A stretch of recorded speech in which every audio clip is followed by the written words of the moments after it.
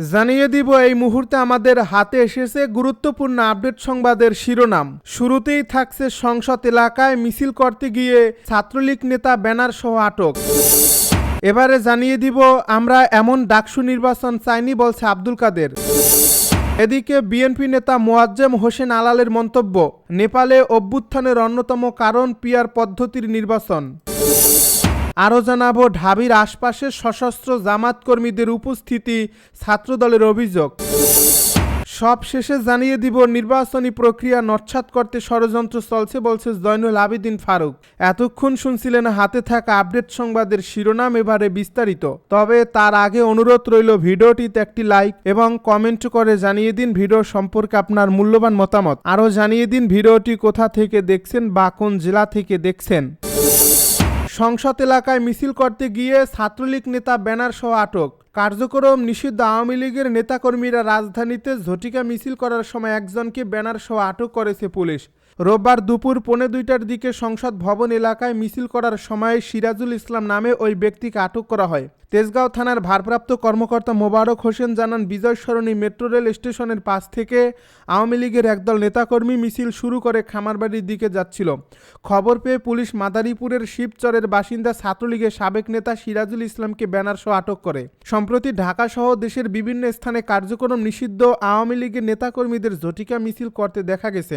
যদিও police, DB সহ বিভিন্ন বাহিনীর দলটির কিছু নেতাকর্মীকে গ্রেপ্তার করেছে।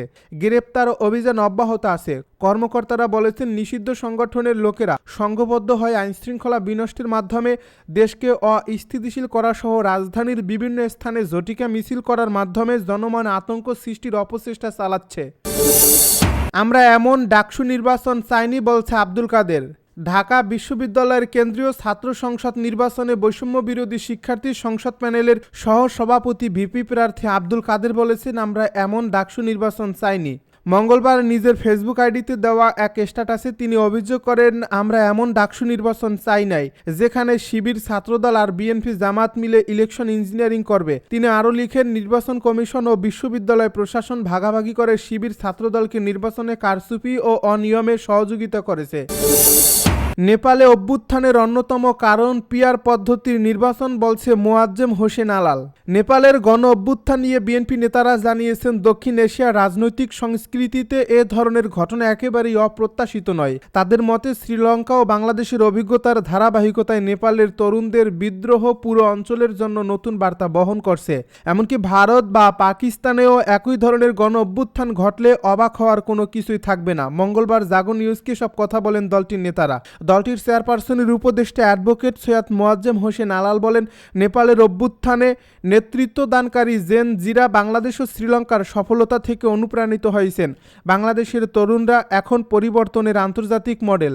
নেপালে পিআর পদ্ধতির নির্বাচন হয়, ফলে অস্থিতিশীল সরকার গড়ে ওঠে এবং সাধারণ মানুষের আকাঙ্ক্ষা প্রতিফলিত হয় না। আজকের অভ্যুত্থানের অন্যতম কারণ সেই পিআর পদ্ধতি। তিনি আরও বলেন, জিও পলিটিক্যাল সিচুয়েশন যে যত তাড়াতাড়ি বুঝতে পারবে সে ততটাই স্থিতিশীল থাকতে পারবে। ভূ রাজনীতি ও কূটনীতি এই দুই বিষয়ে সতর্ক থাকতে হবে। বিএনপির ভাইস চেয়ারম্যান শামসুজ্জামান দুদু বলেন, গণতন্ত্র না থাকলে, অধিকার না থাকলে যে পরিস্থিতি তৈরি হয় সেটাই নেপালে ঘটেছে। বাংলাদেশ পথ দেখিয়েছে। স্বৈরাচারকে মুক্ত করতে হলে গণ অভ্যুত্থানের বিকল্প নেই। শ্রীলঙ্কায় হয়েছে, বাংলাদেশে হয়েছে, এখন নেপালে ঘটেছে। এই ধারা দক্ষিণ এশিয়ার বাকি দেশগুলোতেও ছড়িয়ে পড়তে পারে।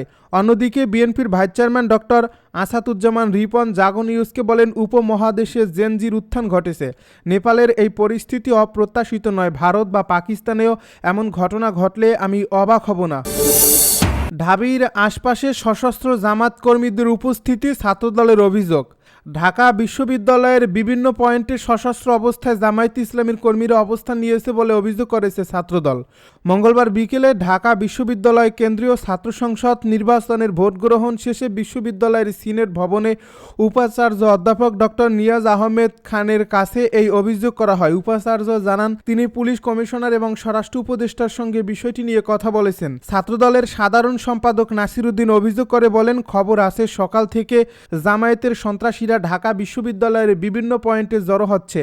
আপনারা সবার সঙ্গে আলোচনা করেও কোনো ব্যবস্থা নিতে পারলেন না। এর প্রভাব নির্বাচনে পড়েছে। এতে মানুষ মনে করছে জামায়াতের সঙ্গে আপনার সম্পর্ক আছে। প্রক্টরের সঙ্গে জামায়াতের সম্পর্কের বিষয়ে কথা হচ্ছে, সারা দিনেও কোনো ব্যবস্থা নেননি বলে মনে হয়েছে। আমরা মনে করি সারা দিনের নির্বাচনে জামাত সন্ত্রাসীর অবস্থানের বিষয়ে কেন ব্যবস্থা নেওয়া হয়নি সেটা জানতে চাই। ছাত্রদল সভাপতি মোহাম্মদ রাকিবুল ইসলাম রাকিব বলেন, আজকের এই ঘটনা সেটা এড়িয়ে যাওয়ার সুযোগ নেই। জামাত শিবির যে দেশের পক্ষের কোনো শক্তি না তা তারা প্রমাণ করে দিয়েছে। বিশ্ববিদ্যালয়ের প্রতিটি গেটে সকাল থেকে থাকার পেছনে নিশ্চয়ই অন্য কোনো উদ্দেশ্য রয়েছে। বিসি যে পাহারা দিয়ে রেখেছে যে আজ ভিপি প্রার্থী, এটা আমাদের নয়, সামাজিক যোগাযোগ মাধ্যমের কথা। ঢাবির শীর্ষ ব্যক্তিরা জামাত নিয়ন্ত্রিত, ধিক্কার জানিয়ে গেলাম। নির্বাচনী প্রক্রিয়া নস্যাৎ করতে ষড়যন্ত্র চলছে, জয়নুল আবেদিন ফারুক।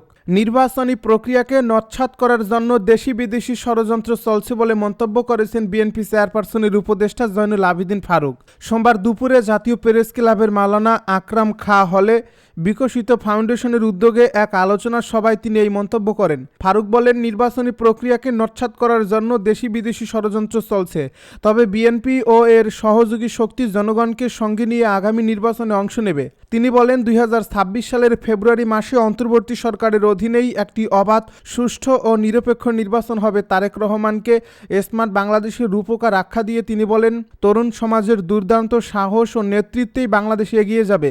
বেগম খালেদা জিয়ার আপসী নেতৃত্ব ও তারেক রহমানের দিক নির্দেশনায় ডাকসু নির্বাচনে ছাত্রদল অগ্নি পরীক্ষায় অংশ নেবে।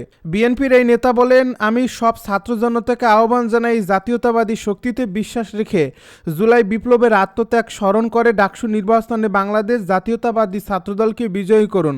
আগামী প্রজন্মকে এগিয়ে নিতে ছাত্রদলকেই অগ্রণী ভূমিকা পালন করতে হবে বলেও জানান তিনি। শহীদ প্রেসিডেন্ট জিয়াউর রহমানের প্রতি মানুষের অটুট ভালোবাসা, বেগম খালেদা জিয়ার আপসী নেতৃত্ব এবং তারেক রহমানের ধৈর্য আজও জাতীয়তাবাদী শক্তিকে টিকিয়ে রেখেছে বলে জানান তিনি। ফারুক বলেন, আওয়ামী লীগ সরকার দেশে গণতন্ত্রকে গলা টিপে হত্যা করেছে, কিন্তু বিএনপি জনগণকে সঙ্গে নিয়ে আবারও গণতন্ত্র পুনঃপ্রতিষ্ঠা করবে।